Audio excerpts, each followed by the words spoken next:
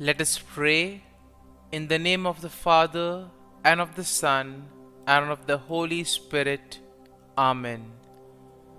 O Jesus, through the Immaculate Heart of Mary, I offer you my prayers, works, joys, and sufferings on this day for all the intentions of your Sacred Heart, in union with the holy sacrifice of the Mass throughout the world, in reparation for my sins, for the intentions of all my relatives and friends, and in particular for the intentions of the Holy Father.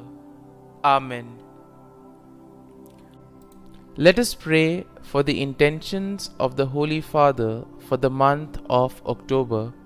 For the Synod, we pray for the Church that she may adopt listening and dialogue as a lifestyle at every level and allow herself to be guided by the Holy Spirit towards the peripheries of the world. Our Father, who art in heaven, hallowed be thy name. Thy kingdom come, thy will be done, on earth as it is in heaven. Give us this day our daily bread, and forgive us our trespasses, as we forgive those who trespass against us. And lead us not into temptation, but deliver us from evil. Amen.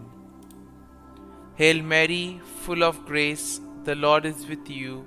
Blessed are you amongst women, and blessed is the fruit of thy womb, Jesus. Holy Mary, Mother of God, pray for us sinners, now and at the hour of our death. Amen. Glory be to the Father, and to the Son, and to the Holy Spirit, as it was in the beginning, is now, and ever shall be, world without end. Amen. My dear friends, as we enter in the presence of the Lord, as we begin this new day, let us take a few moments to thank the Lord for all that He has done for us. We see that right from the time of our birth till now, there have been many instances or events where the Lord has worked wonders in our lives. He has guided us, He has protected us, He has shown us the way, helped us to overcome challenges and difficulties. And in this way, we can identify Him guiding us all through our lives. But there are occasions wherein we find it difficult to recognize His presence among us. We find it difficult to identify the blessings and the graces. And here we see that it is in these occasions that we need to specially ask the Lord to give us the grace that we may be able to identify those graces, those blessings in our lives. And therefore we see that the first thing to do is to be grateful to the Lord for all that He has done. And therefore, as we begin today's morning prayer, let us begin on this note of gratitude. Let us ask the Lord to help us identify His presence in our lives. And therefore, let us begin by thanking the Lord for all the things that He has done for us. Lord, we thank You for the gift of life.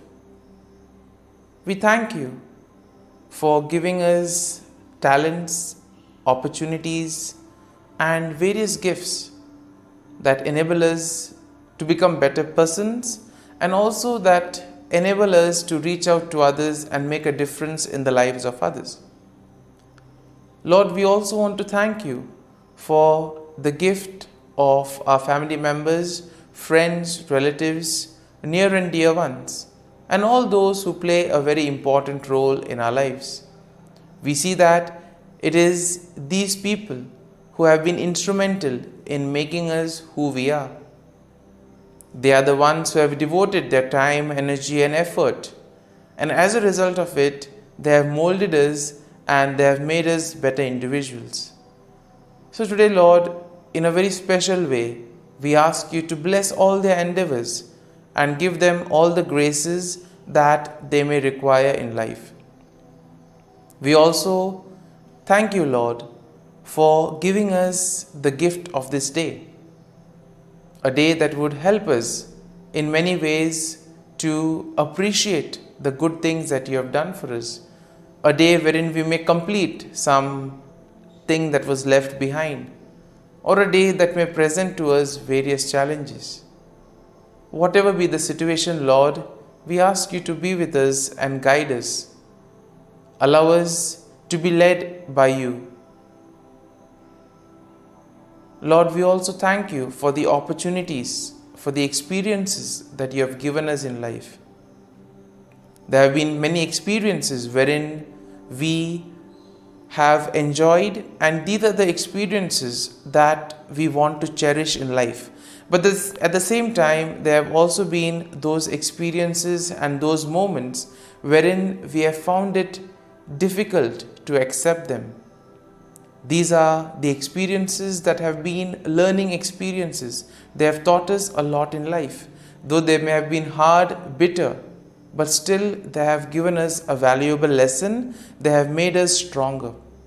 And therefore, Lord, we also thank you for those moments which have helped us to become strong, which have helped us to become better individuals. And Lord, we also thank you for giving us opportunities to reach out to others, to make use of our talents. And thus, Lord, we ask you to be with us, guide us throughout this day. Lord, allow us to be led by you, so that whatever we do, our actions, our words, may reflect your love, joy, and mercy to the world around us. Help us to become your instruments, so that you may work in and through us. And therefore now, my dear friends, let us all close our eyes at this moment and let us praise the Lord that He has woken us up in this morning. We thank Him for the good health that He has given us, for the good night's rest. We thank Him for keeping us safe and sound, for protecting us from all danger, from all harm. He has kept us in His love, and at every moment we see that His gaze is upon us. He never abandons us. He is always there, guiding us, protecting us, showing us the right path. He loves us. And for all this, let us praise Him, let us thank Him, and let us glorify Him. Lord, as we offer you this day, we ask you that you be with us. Help us to make the right decisions. Help us to do the right things, so that we too may become worthy instruments, that we may be worthy workers in your vineyard. And therefore, my dear friends, let this day be a day of joy and blessings in the name of our Lord Jesus Christ. And today, in a very special way, we shall reflect on Psalm 62. As usual, we shall have a general overview of the psalm, and then we shall take a look at some of the important verses in detail. Now we see that Psalm 62 is a psalm of trust, and once again it is attributed to David. It emphasizes the importance of finding true rest and security in God alone. Now the psalm can basically be divided into four main sections. Now the first section includes verses 1 and 2, and this is a declaration of confidence in God. In the second section, which spans from verses 3 to 4, we see a critique of human power and trust in worldly things. So basically what happens when we place our trust in the things of the world? So here we see that the psalm tends to critique this attitude of humans. The third section is a reaffirmation of trust in God's steadfast love, and this we will find in verses 5 to 8. And finally, in verses 9 to 12, we have a final exhortation to put our trust in God and God alone. And therefore, overall, when we take a look at the psalm, we can definitely say that this Psalm 62 presents a powerful message of trust and confidence in God. It challenges the reliance on human power and worldly possessions, and therefore it points to God as the ultimate and the true source of salvation, strength, and security. And therefore the psalm will encourage us to do something that is right. The psalm encourages a posture of waiting silently for God, pouring off one's heart before Him and finding refuge in His presence. And therefore it also serves as a reminder to ultimately put our whole trust and faith in God and God alone, and God will take care of the rest. And now let us go into the detail of the psalm. Now verses 1 to 2 goes like this. Truly my soul silently waits for God. From Him comes my salvation. He only is my rock and my salvation. He is my defense. I shall not be greatly moved. And here we see that David begins by expressing his unwavering confidence in God. He declares that his soul silently waits for God, and he recognizes that true salvation comes from God and God alone.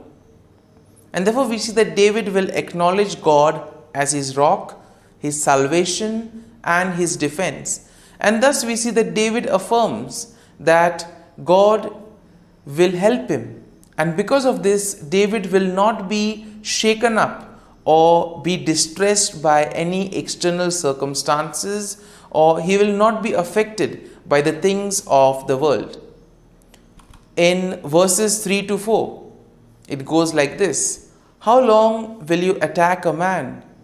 You shall be slain, all of you, like a leaning wall and a tottering fence.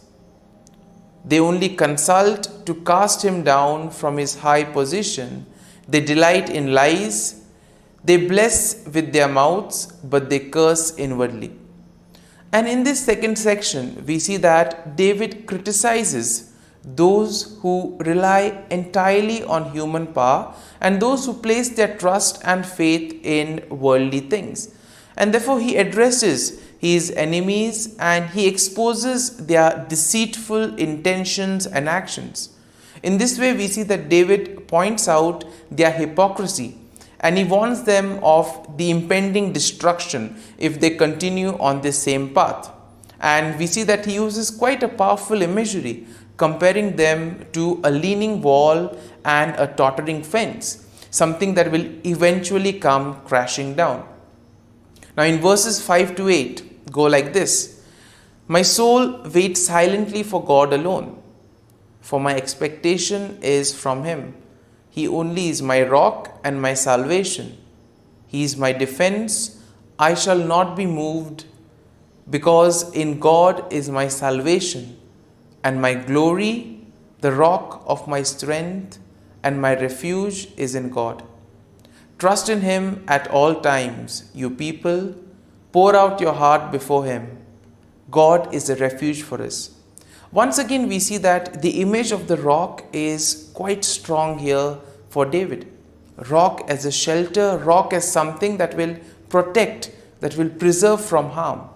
And therefore we see that David reaffirms his trust in God's steadfast love and faithfulness. And therefore he encourages himself and others to wait silently for God alone, recognizing the true salvation, glory and strength come from God alone. And therefore David calls for complete trust in God at all times, emphasizing the importance of pouring out one's heart before God, telling God everything, whatever is happening within us. And then in the final section, verses 9 to 12 go like this. Surely men of low degree are a vapor. Men of high degree are a lie. If they are weighed on scales, they are altogether lighter than vapor. Do not trust in oppression, nor vainly hope in robbery. If riches increase, do not set your heart on them. God has spoken once, hence twice I have heard this, that power belongs to God. And here we see that in this final section, David will exhort his people to put their trust in God alone rather than in human power and wealth. And therefore he highlights the fleeting nature of human accomplishments and the importance of setting one's heart on worldly things. And therefore here we see that we need to place our faith and trust in God and God alone. David affirms that true power belongs to God and emphasizes his attribute of mercy. And we see that David concludes by emphasizing the just judgment of God, that God will reward each one according to his work. And therefore, my dear friends, as we reflect on this psalm, let us look at a verse or a thought that would have probably touched us or inspired us. Let us remain with this thought, with this word. Allow it to take root in you. And as we spend a few moments in silence, let this psalm become part of you, so that whatever actions and words that you may speak, all may reflect the peace, joy, and mercy of God.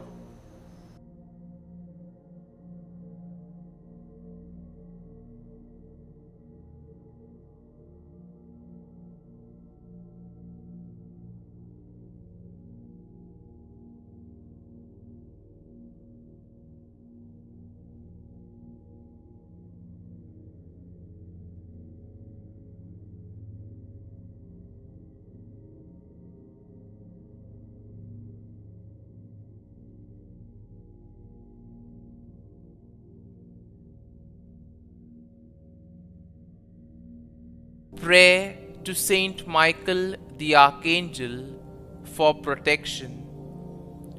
Saint Michael the Archangel, defend us in battle. Be our defense against the wickedness and snares of the devil. May God rebuke him, we humbly pray. And do thou, O Prince of the heavenly hosts, by the power of God, thrust into hell Satan and all the evil spirits who prowl about the world, seeking the ruin of souls. Amen. Act of Adoration.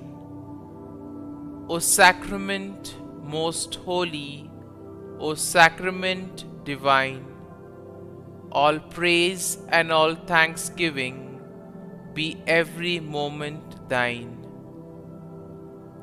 Saint Gertrude Prayer for souls in purgatory.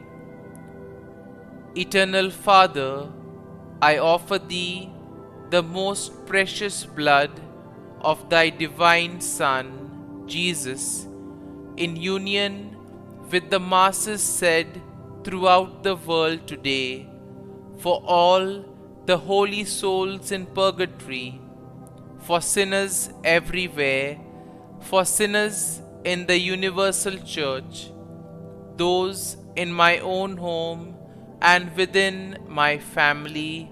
Amen. May the divine assistance remain always with us, and may the souls of the faithful departed through the mercy of God rest in peace. Amen.